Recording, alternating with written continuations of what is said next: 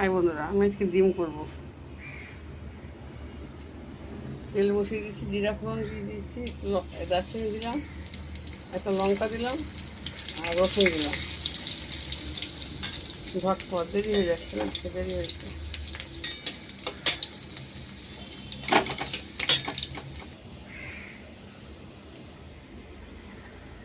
রসুন ফোড়ন দিয়ে এভাবে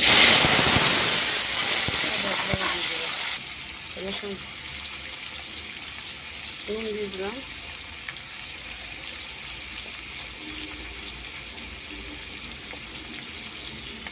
হলুদ দিয়ে দিলাম,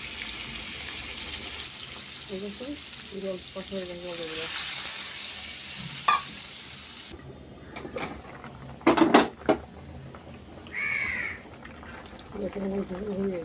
দেখুন ডিমের হালকা ঝোল হয়ে গেছে, ঝটপট, বেশি টাইম লাগে না। কিরকম হয়েছে দেখতে বলবেন।